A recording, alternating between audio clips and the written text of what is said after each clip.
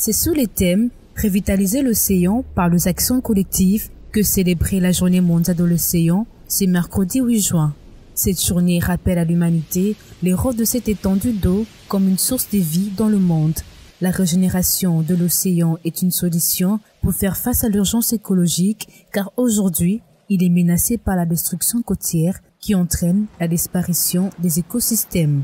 Comme vous le savez aujourd'hui, avec la régénération océan, c'est que c'est un grand mouvement que on est en train de lancer parce que ça va permettre beaucoup plus la restauration de la biodiversité aquatique. C'est que nous sommes en train d'appeler aujourd'hui revitaliser les océans ou l'océan. Et tout ça, c'est après avoir remarqué qu'il y a eu la dégradation, bien sûr, des océans. Et c'est pourquoi il faut régénérer, au fait, ces ressources naturelles qui sont en voie de dégradation. L'océan est une grande masse d'eau salée qui entoure le continent et qui couvre le 3/4 dans 70% de la planète Terre avec une profondeur de 4 à 5 mm. Il produit au moins 50% de l'oxygène et abrite la majeure partie de la biodiversité. Il joue aussi un rôle important dans la régulation du climat.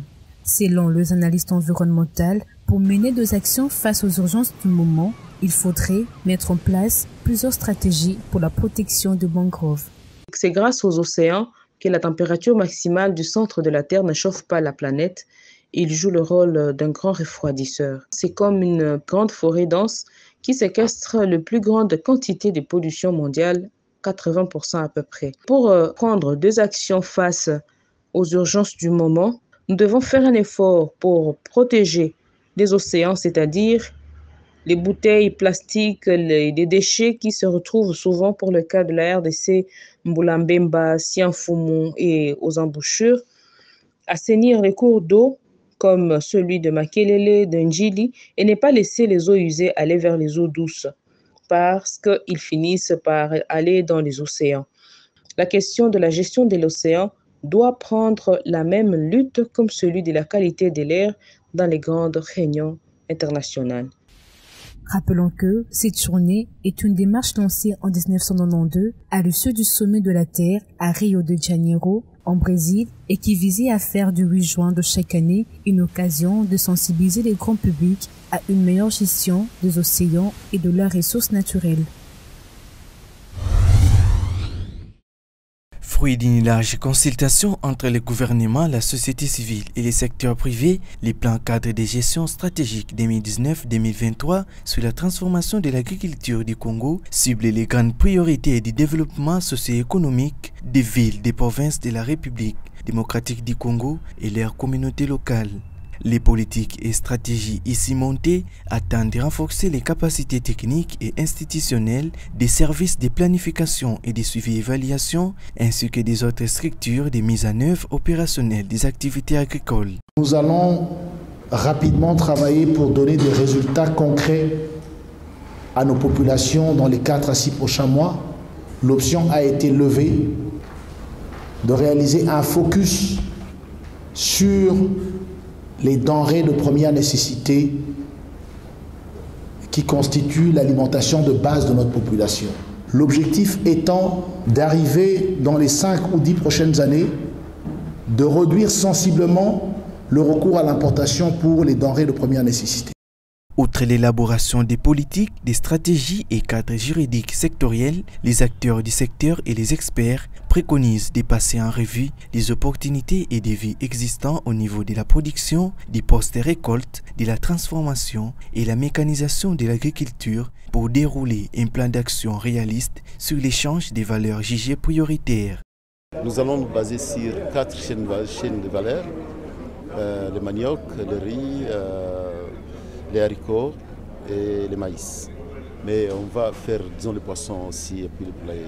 Mais cette agriculture devra, disons, promouvoir de la richesse et surtout des emplois aux jeunes garçons et jeunes filles. L'Institut international de l'agriculture tropicale, IITA, est l'un des partenaires choisis par le gouvernement congolais dans la mise en œuvre de la transformation de l'agriculture dans le cadre des programmes de développement rural des 145 territoires de la RDC. Et nous puissions vraiment profiter de cette opportunité afin de traiter, de planifier les activités qui vont donner un gain rapide à nos paysans pour réduire la pauvreté, la malnutrition dans notre pays. Cette retraite de planification a fait déplacer les experts du gouvernement congolais dans les secteurs agricoles et agronomiques, les experts de l'Institut international de l'agriculture tropicale. Sur base des orientations à la transformation locale des produits vivriers, le gouvernement de la RDC s'engage à assurer de manière durable la protection de l'environnement, l'exploitation rationnelle des forêts, mais aussi améliorer l'environnement et les cadres de vie de la population congolaise, ainsi que l'équilibre écologique de la biodiversité. Les sites d'actualité culturelle et littéraire congolais, dénommé MBB Actu, en collaboration avec l'Association pour la protection de l'environnement et le développement durable APED, ont procédé week-end dernier à Kinshasa au lancement de la première édition du prix de la littérature écologique.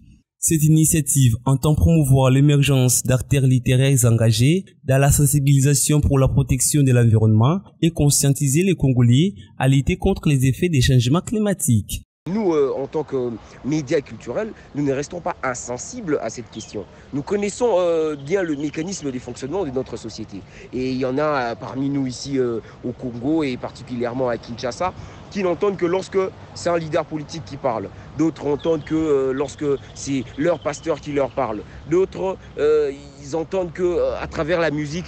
D'autres encore, même s'ils sont minoritaires, par le livre. Et nous pensons que le livre, ça reste le support idéal pour la pérennisation de cette lutte pour la protection de l'environnement.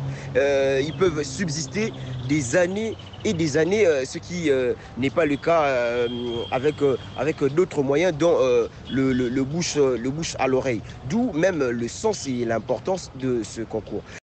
L'organisation de ces concours intervient dans un contexte d'approche participative, d'acteurs littéraires déportés par les écrits, la nécessité de promouvoir la bioculture dans les bassins du Congo et la conservation de sa biodiversité afin de faire face à de nombreuses menaces qui courent actuellement la planète Terre.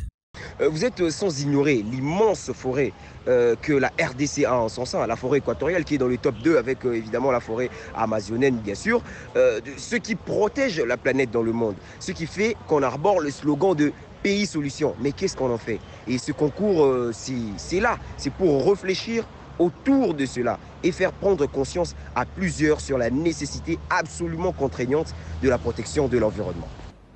À en croire ces hommes de lettres, les textes littéraires ont également un rôle crucial à jouer dans l'équilibre des écosystèmes. La lutte est grande et tout le monde est appelé à apporter sa pierre de contribution pour sauver le monde. Signalons que ce prix nommé Liteco est destiné aux ressortissants ou résidents de l'un des pays du bassin du Congo, à savoir la RDC, la République du Congo, la République centrafricaine, le Cameroun, la Guinée équatoriale et le Gabon. Promouvoir l'accès pour tous à une électricité durable, fiable et abordable d'ici à 2030, telle est la demande de la société civile au gouvernement de la République démocratique du Congo.